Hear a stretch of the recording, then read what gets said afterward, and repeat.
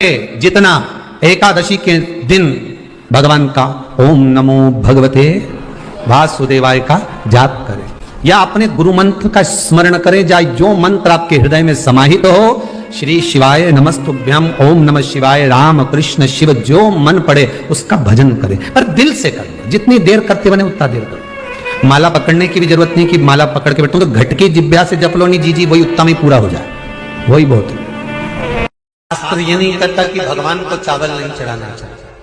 यहाँ शास्त्र कहता है आप शिव जी को चाहे एकादशी हो, चाहे द्वादशी हो, चाहे प्रदोष हो, चाहे पूर्णिमा हो, चाहे अमावस्या हो, चावल का दाना आप भगवान शिव को समर्पित कर सकते हो, और ज्यादा नहीं।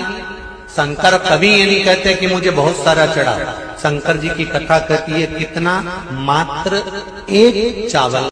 ज्यादा पितृदोष हो, ज्यादा तकलीफ चल रही हो, बहुत ज्यादा कष्ट में हो, तो शिव मंदिर में बैठकर या घर के मठ का परिंदा या पूजन वाली जगह पर बैठकर 12 श्लोक का सुधा स्तोत्र का पाठ भी कर सकते। घर के बुजुर्ग, घर के बड़े शिव की आराधना करते आए हैं, शंकर भगवान की साधना करते आए हैं, तो याद रखना कि उसके घर के बच्चों का बाल बांका भी नहीं हो सकता जिसके बुजुर्ग शिव की साधना, जिसके बुजुर्ग शिव की साधना। भीष्म पितामह ने जितनी एकादशी करी शायद दुनिया में किसी ने इतनी एकादशी नहीं करी। तो भीष्म पितामह ने जो एकादशी करी उसका पुण्य भीष्म पितामह को देना। क्या करना पड़ेगा?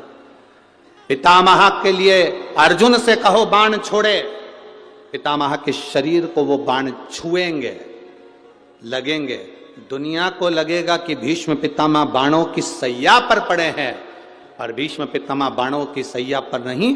पितामह ने जितनी एकादशी करी है वो सारी एकादशी बाण बनकर भीष्म पितामह को अपने हाथ पर झेल लेगी, उसको मरने नहीं देगी।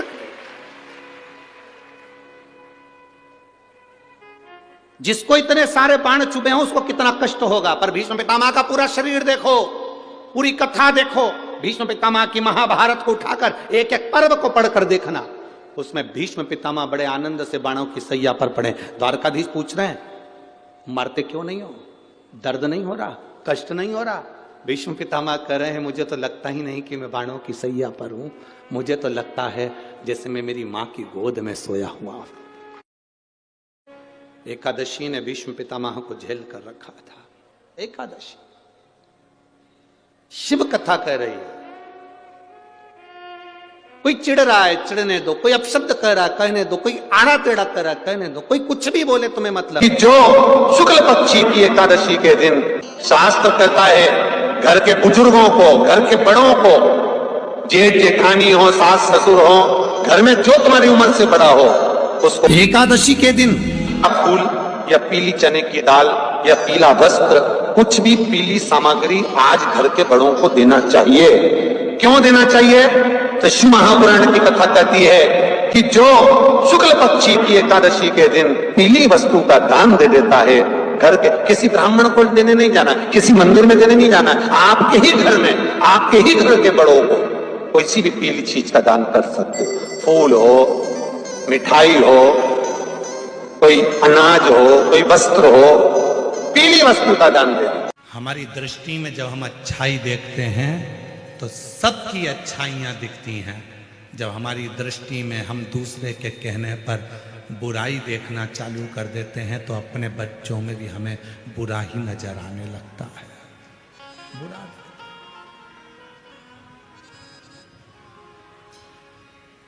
शिव जी के कितने नेत्र हैं? जम के बोलो। सिरूर वाले बोलते हैं कि नहीं बोलते? जरा आवाज आना चाहिए दम के। शिव जी के कितने नेत्र हैं? आपके कितने हैं? गलत बात है। ब्रह्मलोक के देवता ब्रह्मा जी, वैकुंठ लोक के देवता भगवान विष्णु, मृत्यु लोक के देवता भगवान शंकर। जब मृत्यु लोक के देवता भगवान शंकर के 3 नेत्र हैं तो तुम्हारे भी कितने हैं? 3। शिव जी के 3 नेत्र हैं तो अपने भी 3 नेत्र। शिव जी के 3 नेत्र हैं तो पृथ्वी पर जन्म लेने वाले हर मनुष्य के 3 नेत्र। पहला नेत्र शंकर भगवान का, दूसरा नेत्र भी शिव जी का और तीसरा नेत्र भी शिव जी का। उसी तरह आपके भी कितने नेत्र हैं? एक नेत्र ये जिससे आप अपनी अच्छाई देखते हो, मैंने जो करा बहुत अच्छा करा, मेरे बराबर कोई नहीं कर सकता। दूसरा नेत्र ये जिससे आप अपने परिवार की अच्छाई देखते हो, मेरे बच्चों ने जो करा बहुत अच्छा करा, मेरे घर के लोगों ने जो करा बहुत अच्छा करा। और तीसरा नेत्र यहाँ होता है जिससे हर व्यक्ति, हर एक व्यक्ति की बुराई ढूंढता रहता है, वो तीसरा नेत्र है।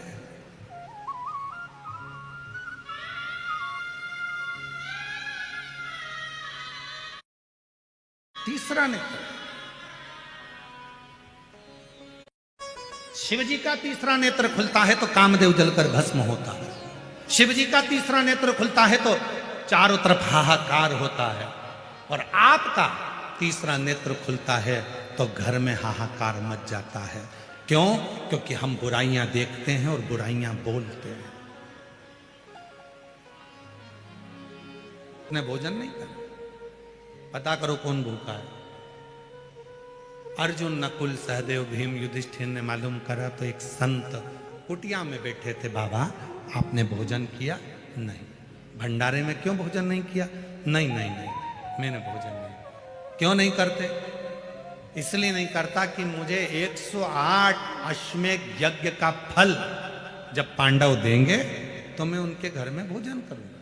पर पांडवों ने तो एक ही यज्ञ करा है, तो 108 अश्वमेध यज्ञ का फल कैसे देंगे? उनके पास 108 अश्वमेध यज्ञ का फल नहीं है, तो मैं भी भोजन नहीं करता। नहीं बाबा, आपको भोजन करना पड़ेगा। भोजन करोगे तो ही तो घंटा बजेगा। चलो बाबा नहीं कर। द्रौपदी के कानों में शब्द पहुंच गया कि एक बुजुर्ग बाबा बैठा है, एक सन्यासी बैठा है और वो बोल रहा है 108 अश्वमेध यज्ञ का फल दोगे तो मैं तुम्हारे यहां भंडारे में भोजन करूंगा। द्रौपदी कहती है चलो मैं लाती हूं बाबा को पकड़ कर। चलिए द्रौपदी चली, दासियां चप्पल लेकर आई, पादुका। द्रौपदी ने नहीं पहनी। रथ लाया गया, द्रौपदी रथ पर नहीं बैठी, पैदल चली नंगे पांव। बाबा ने कहा क्या बात है, आप चलकर भोजन करिए। द्रौपदी ने कहा चलो बाबा भोजन करो, यज्ञ का घंटा बजेगा आपके भोजन करने के बाद। बाबा ने कहा मुझे 108 अश्वमेध यज्ञ का पुण्य चाहिए, अब भी दो तो चलता हूं। द्रौपदी ने हाथ में जल लिया, मैं द्रौपदी पांडवों की धर्म पत्नी 108 अश्वमेध यज्ञ का पुण्य फल तुमको देती हूं। बाबा ने कहा कि द्रौपदी तेरे पति ने एक यज्ञ करा, तूने 108 कब कर लिया? द्रौपदी कहती है बाबा हमारे वेद और शास्त्र कहते हैं जितने कदम चलकर हम शिव पुराण तक पहुंचते हैं, जितने कदम चलकर हम संत के दरवाजे तक पहुंचते हैं, जितने कदम चलकर हम शिवालय तक पहुंचते हैं, उतने अश्वमेध यज्ञ अपनी जिंदगी के कर लेते हैं।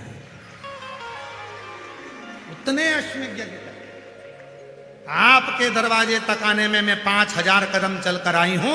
मैंने 5000 अश्वमेध यज्ञ करे हैं, इसलिए मैं तुम्हें 108 अश्वमेध यज्ञ का पुण्य फल देती हूं।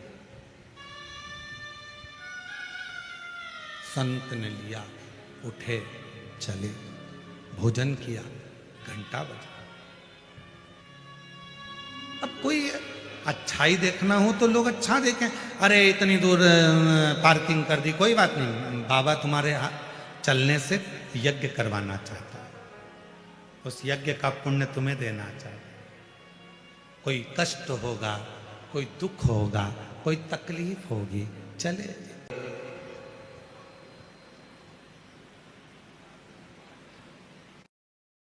इस पवित्र मंदिर में, मां शीलामणीश्वर महादेव मंदिर में भगवान शंकर का जो प्रतिबिंब है, भगवान शंकर का जो स्वरूप है, वो एक वराह रूप में,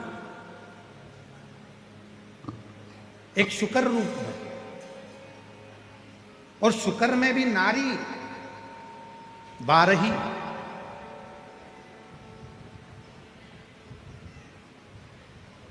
शुक्र में भी शुक्री का रूप धारण करके आप उस मूर्ति का दर्शन करेंगे तो भगवान शुक्री का रूप धारण करे हुए हैं और उनके स्तनों से 12 शुक्री के बच्चे लपटे हुए हैं जो उनका दूध पी रहे हैं। उस मंदिर की मूलता, उस मूर्ति की मूलता।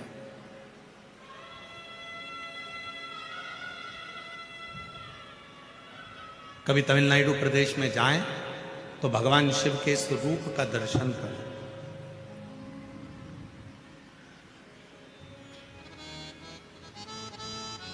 एक प्रसंग मिलता है। प्राचीन काल में एक ऋषि हुए, बाल ब्रह्मचारी जी थे, बाल मुनि थे, वन में रहते थे, शिव की आराधना करते थे, भगवान की भक्ति में डूबे रहते थे। उनके आश्रम में, उनकी कुटिया में 12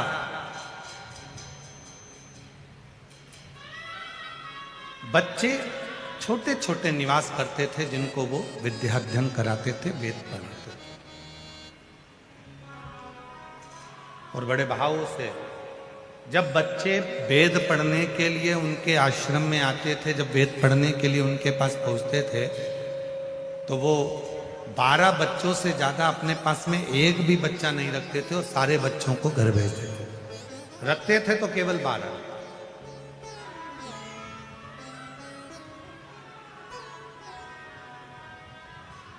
और उन 12 बच्चों को अपने पास रखकर उनको विद्याध्ययन कराना, उनको वेद पढ़ाना, उनको शास्त्र का अध्ययन कराना, उनको स्मरण कराना, उनको पढ़ाना।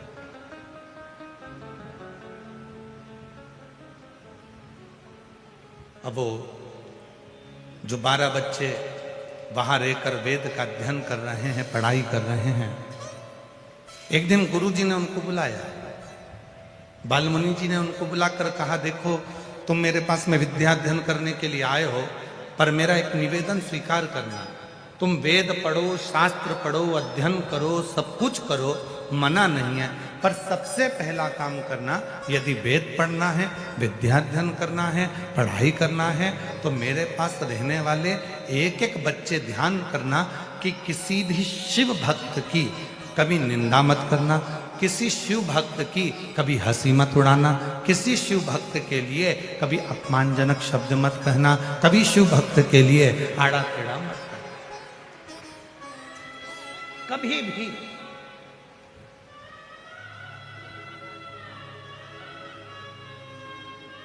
और महाराज जितने बच्चे बैठे थे सारे बच्चों को समझा दिया कि किसी शिव भक्त का अपमान मत करना, किसी शिव भक्त के लिए आड़ा टेढ़ा मत करना। कभी शंकर का कोई भक्त है, हम तो यहाँ तक मेरी जीजियों से कहता हूँ, मेरे जीजाओं से कहता हूँ, मेरी बेटियों से, बेटाओं से, मेरे बुजुर्ग माता पिता से निवेदन करूंगा, आपसे भी निवेदन करूंगा, जितने शिरूर की पवित्र धरा पर बैठकर, इस पवित्र प्रांगण में बैठकर शिव महापुराण की कथा का लाभ ले रहे हैं, उनसे भी निवेदन है, यदि तुम्हारे घर के पास का कोई व्यक्ति हो, तुम्हारे घर के पास में कोई मेरी जीजी हो, जीजा हो, कोई बेटी हो, बेटा हो, शिवजी के मंदिर में जाकर यदि भगवान का भजन कर रहे हैं, शिवजी के मंदिर में जाकर स्मरण कर रहे हैं, शंकर जी के मंदिर में जाकर यदि एक लोटा जल चढ़ा रहे हैं, तो निवेदन है उनकी कभी हंसी मत उड़ाओ, क्योंकि आप इस कथा को जब सुनेंगे तो आपको लगेगा कि शंकर के भक्त की हंसी उड़ाने का या शिव के भक्त पर आक्षेप करने का कितना कितना भोगना पड़ता। और फिर वही बात आ गई महाराज, मत बुरे कर्म कर मन वरना पछताएगा, भगवान की आंखों से तू बच नहीं पाएगा, तू बच नहीं पाएगा। नहीं होगा। लड़की कहती है मैं कमा कर ला रही, पत्नी कहती है इन बच्चों को मैं पाल रही हूं, और पिता कहता है इन बच्चों को मैं पाल रही हूं। सास कहती चाहिए जिससे अपने कर्म का भोग भगवान शंकर को जल चढ़ाते चढ़ाते वो कर्म का लेख हमारा कट जाए।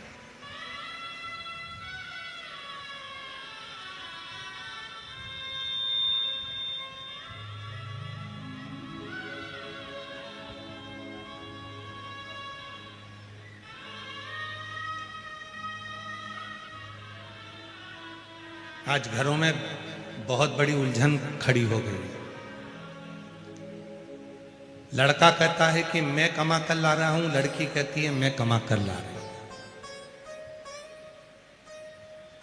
पत्नी कहती है इन बच्चों को मैं पाल रही हूं, और पिता कहता है इन बच्चों को मैं पाल रही हूं।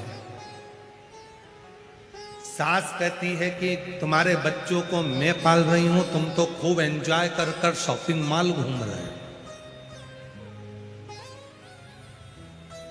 ससुर कह रहा है दिन भर दुकान पर बैठकर मैं कमा रहा हूं और मेरे बच्चे मौज कर रहे हैं।